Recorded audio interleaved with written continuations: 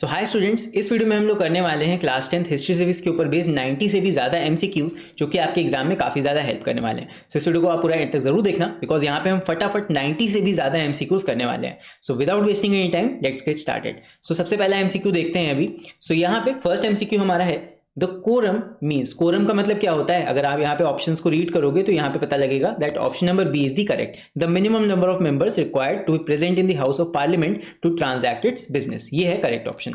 अभी आते हैं सेकंड पे। तो सेकंड है which of the following sessions the president does not address both houses of parliament. तो यहाँ पे ऑप्शन हो जाएगा सी करेक्ट, यानी कि joint sitting of both houses at any time. Her bar president required नहीं होते हैं दैट वहां पे वो हाउसेज को एड्रेस करें। ठीक है, फिर इसके बाद आते हैं थर्ड पे। Who is empowered to promulgate an ordinance when the parliament is not in session? Again ये पावर आपके प्रेसिडेंट के पास है, तो प्रेसिडेंट ही ये काम भी कर सकते हैं। फिर इसके बाद आते हैं अगले पे। सो अभी हम देखते हैं फोर्थ पार्ट को। यहाँ पे है तीन स्टेटमेंट्स हमें दिए हुए, इनको पढ़ते हैं। सो फर्स्ट स्टेटमेंट है स्टेटमेंट 1, मिनिस्टर ऑफ स्टेट मे और may not hold an independent portfolio. तो यहाँ पे ये ऑप्शन हमारा सही है। यहाँ पे मिनिस्टर ऑफ स्टेट के पास ऑप्शन होता है कि वो होल्ड कर सकते हैं या फिर नहीं होल्ड कर सकते हैं कि इंडिपेंडेंट पोर्टफोलियो। तो अब स्टेटमेंट 1 तो ट्रू है। फिर है statement 2, cabinet ministers can not be in charge for more than one ministry. ये गलत है, कैबिनेट मिनिस्टर्स एक या एक से ज्यादा मिनिस्ट्री होल्ड कर सकते हैं। फिर उसके बाद लास्ट है deputy ministers take no part in cabinet meetings. तो ये आपका करेक्ट है, डेप्यूटी मिनिस्टर्स कैबिनेट मीटिंग्स में हिस्सा नहीं ले सकते हैं। तो यहाँ पे स्टेटमेंट 1 और स्टेटमेंट 3 हमारा करेक्ट है। तो यहाँ पे अगर हम देखें तो यहाँ पे डी ऑप्शन हमारा करेक्ट हो जाएगा, that statement 1 and 3 are correct. चलो आई होप समझ गए होगे। अला स्टेटमेंट बेस्ड क्वेश्चन में थोड़ा सा आपको पढ़ के बस समझना पड़ेगा कि यहाँ पे क्या चीज आपसे पूछी गई है। चलो अभी देखते हैं फिर। Who among the following is present speaker of Lok Sabha. तो यहाँ पे आपका ऑप्शन नंबर डी हो जाएगा, Om Birla is the right answer. I hope समझ में आ गया होगा, ये आप लोग देख सकते हो करंट अफेयर्स में। फिर इसके बाद आते हैं सिक्स्थ। सो सिक्स्थ है the salaries and allowances of the member of parliaments MPs and ministers are determined by. तो सिक्स्थ का आपका हो जाएगा ऑप्शन नंबर ए, पार्लियामेंट में डिसाइड होता है कि यहाँ पे सैलरीज कितनी कितनी देनी है सब लोग को।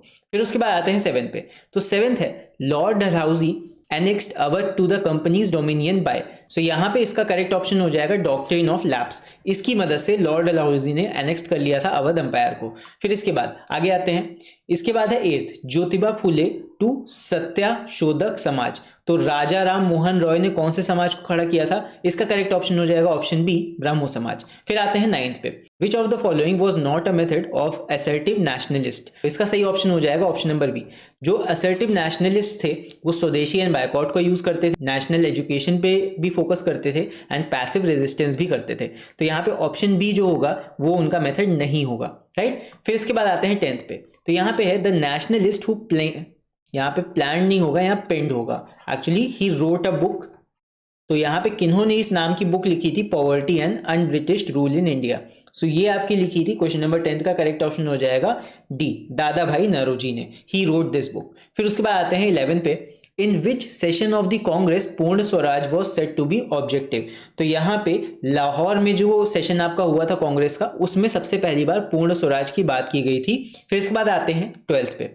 सो if the united Congress was buried at Surat it is reborn at Lucknow. So इसमें पूछा है व्हाट डज द इटैलिसाइज्ड, यहाँ पे रीबॉर्न आपका जो है वो आपका इटैलिक्स में है, part of the quote line signifies. So पहले जो कांग्रेस थी वो आपकी ब्रेक हो गई थी एंड इट रीबॉर्न जब आपका लखनऊ में फिर से एक सेशन हुआ था कांग्रेस का। सो यहाँ पे आपका ऑप्शन डी करेक्ट हो जाएगा, both the wings of Congress were united, right. इसके बाद देखते हैं 13th। Japan handed over Andaman and Nicobar islands to Subhash Chandra Bose and he renamed them as. So यहाँ पे करेक्ट ऑप्शन हमारा हो जाएगा option number B, Shaheed and Swaraj. उनका नाम आइलैंड्स का रख दिया गया था शहीद एंड स्वराज। आई होप समझ में आ गया होगा। इसके बाद देखते हैं question number 14। Who calls for a joint session of the parliament when deadlock arises? So ये आपका प्रेसिडेंट का पावर होता है to call a joint session. फिर आते हैं 15 पे। Which of the following is a common ideology of fascism and Nazism? So इसका ऑप्शन नंबर सी करेक्ट हो जाएगा without any doubt, to uphold one party and one leader. One party, एक party को ही सारा कुछ सपोर्ट देना and एक लीडर को ही सपोर्ट करना। तो ये आपकी इन दोनों की ही आइडियोलॉजी होती है। फिर इसके बाद आते हैं आगे। फिर है Hitler attacked Poland because he wanted to regain the Danzig port, ये आपका सही ऑप्शन हो जाएगा, ऑप्शन नंबर सी। फिर इसके बाद आते हैं 17 पे, the Supreme Court was inaugurated on and succeeded the Federal Court on. तो 17 का आपका करेक्ट हो जाएगा 28 Jan 1950। So 28 January 1950 will be the correct option. ठीक है, चलो देखते हैं आगे।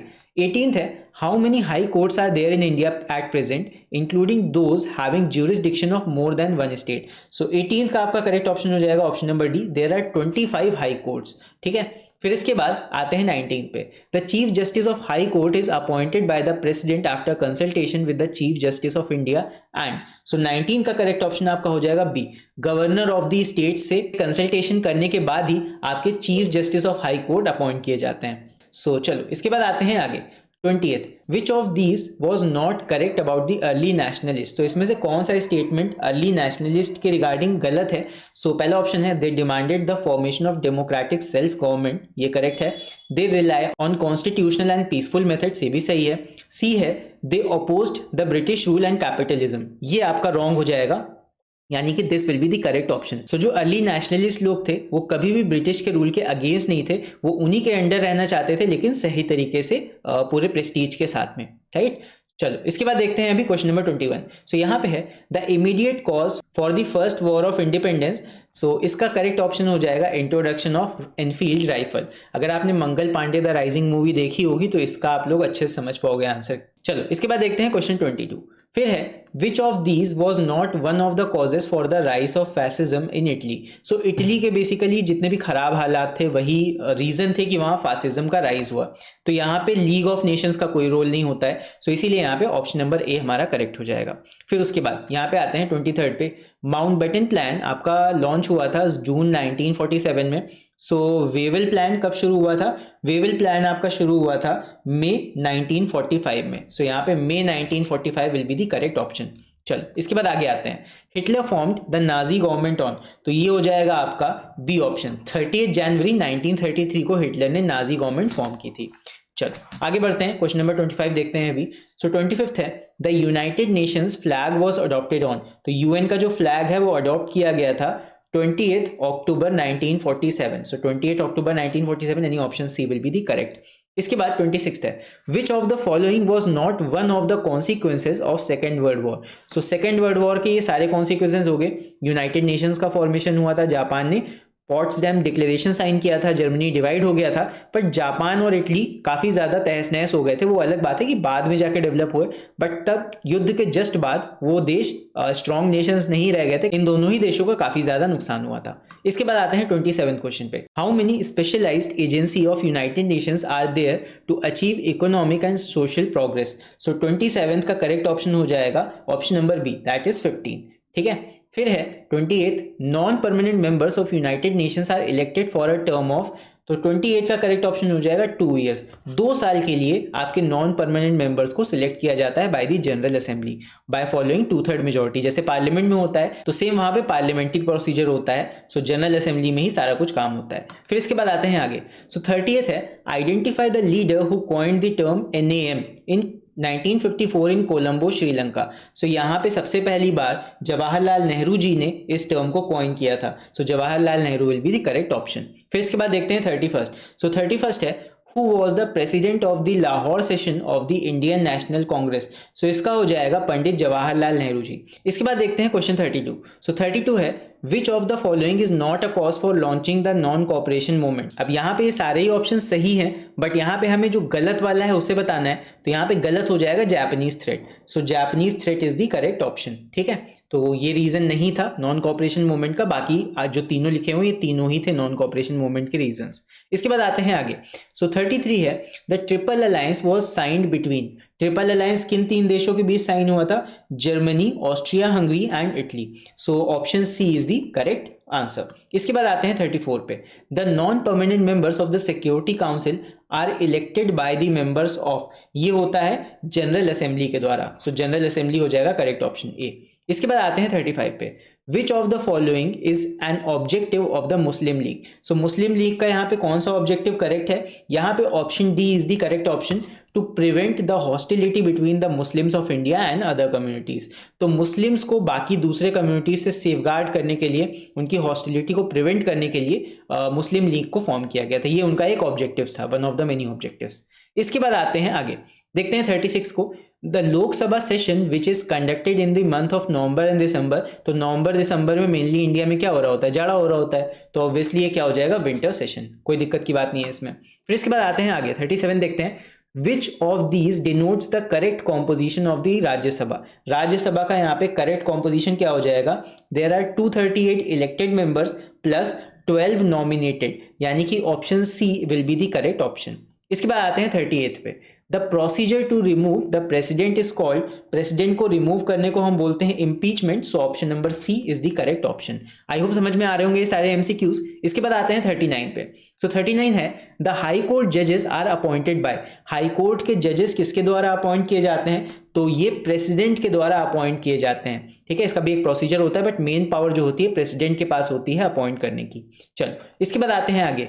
Who was the founder of the Indian National Congress? So Indian National Congress के जो फाउंडर थे वो थे एलन ऑक्टेवियन ह्यूम या फिर एओ ह्यूम, यानी कि option number A is the correct option. इसके बाद आते हैं आगे 41 देखते हैं अभी। Complete the given analogy. यहाँ पे है नॉन कॉपरेशन मूवमेंट स्टार्ट हुआ था 1920 में, तो सिविल डिसओबीडियंस मूवमेंट कब स्टार्ट हुआ था हमें ये बताना है। So civil disobedient movement start हुआ था 1930 में, यानी कि option number D is the correct option. इसके बाद आते हैं अगले पे 42 है। What was the cause of the quit India movement? So quit India movement का जो मेन कॉज था वो क्या था, वो हमें बताना है। तो पहला तो था फेलियर ऑफ क्रिप्स मिशन, और इसके साथ साथ यहाँ पे जापानीज थ्रेट भी था। सो यहाँ पे option number D is the correct option. Japan attack कर रहा था एशिया की तरफ, सो इसीलिए ऑप्शन नंबर डी हमारा हो जाएगा करेक्ट। इसके बाद आते हैं आगे। इसके बाद देखते हैं 43। Dash was denied pension under the doctrine of lapse. तो इसमें से किसको पेंशन जो है डिनाई कर दी गई थी ये हमें बताना है। सो 43 का सही ऑप्शन है नाना साहेब। सो नाना साहेब क्योंकि अडॉप्टेड सन थे मराठा पेशवा बाजीराव के, सो इसीलिए डॉक्ट्राइन ऑफ लैप्स यही बताती है कि अगर किसी राजा महाराजा का कोई असली बेटा नहीं है, असली वारिस नहीं है, तो उसको पेंशन खत्म कर दी जाएगी और उसका सारा राजपाट भी अंग्रेज कब्जा कर लेंगे। तो यही थी डॉक्ट्राइन ऑफ लैप्स, तो इसके तहत नाना साहेब की पेंशन डिनाई कर दी गई थी। फिर इसके बाद आते हैं आगे 44 पे। The treaty of Versailles mandated Germany to pay a war रिपरेशन of. तो कितना वॉर रिपरेशन पे करना पड़ा था जर्मनी को? इसका करेक्ट ऑप्शन हो जाएगा हमारा 33 बिलियन डॉलर्स। ये उस समय की बात है, इतना ज्यादा हर्जाना जर्मनी को भरना पड़ा था। फिर इसके बाद आते हैं 45 पे। Headquarters of the league of nations is situated in. League of nations का हेडक्वार्टर कहां पे है? ये है आपका जेनेवा स्विट्जरलैंड में। So Switzerland will be the right option. फिर इसके बाद आते हैं 46 पे। Identify the founders of non aligned movement. तो इसका हो जाएगा correct option Nasser, Tito and Nehru. A option will be the correct option, right. So 46 का हो जाएगा ऑप्शन नंबर ए। फिर इसके बाद आते हैं आगे। सो यहाँ पे है 47। Who inaugurated the Lok Adalat in Delhi for the first time. So first time justice PN Bhagwati ji ने इसका इनॉग्रेशन किया था, एंड इन्हीं को हम बोलते हैं फादर ऑफ लोक अदालत, राइट। चलो इसके बाद आते हैं आगे। अभी देखते हैं क्वेश्चन 48 को। सो 48 है the interval between two sessions of the parliament should not be more than. यहाँ पे option number D is the correct. 6 महीने से ज्यादा गैप नहीं होना चाहिए between two sessions of the parliament. 6 महीने के अंदर ही अंदर सेशंस आपके हो जाने चाहिए। फिर इसके बाद आगे देखते हैं। द खिलाफत movement was started in India by. तो खिलाफत मूवमेंट को इंडिया में किसने स्टार्ट किया था? अली ब्रदर्स ने। चलो इसके बाद आते हैं 50। The international court of justice consist of. International court of justice में आपके कितने जजेस हैं? दैट इज 15 जजेस, 15 जजेस वहां पे टोटल हैं। सो इसके बाद अभी हम देखते हैं 51st। The term writ means. Writ का मतलब क्या होता है? रिट एक्चुअली मीन्स अ ऑर्डर। इसके बाद आते हैं आगे, देखते हैं 52। The head of the union council of ministers is. Union council of ministers के हेड कौन होते हैं? हमारे प्राइम मिनिस्टर। आगे देखते हैं 53 है। The term of office for the president of India is. President का जो टर्म होता है वो 5 साल का होता है, तो ऑप्शन नंबर ए हमारा हो जाएगा करेक्ट, राइट। इसके बाद आते हैं आगे। नेक्स्ट है headquarters of the UNO is. UNO का जो हेडक्वार्टर्स है वो आपका न्यूयॉर्क में है, so New York is the correct option C. फिर इसके बाद आते हैं आगे 55 है। द नॉन अलाइंड मूवमेंट यानी कि नैम वॉज लॉन्च्ड एट। तो ये लॉन्च हुआ था आपका बेलग्रेड में, राइट। चलो इसके बाद देखते हैं अगला। The present secretary general of UN is. So present secretary general जो है यूएन के वो हैं एंटोनियो गुटेरेस। इसके बाद आते हैं आगे, देखते हैं question number 57। The USA dropped atom bombs on two Japanese cities, Hiroshima and Nagasaki पे बॉम्ब गिराया था यूएस ने।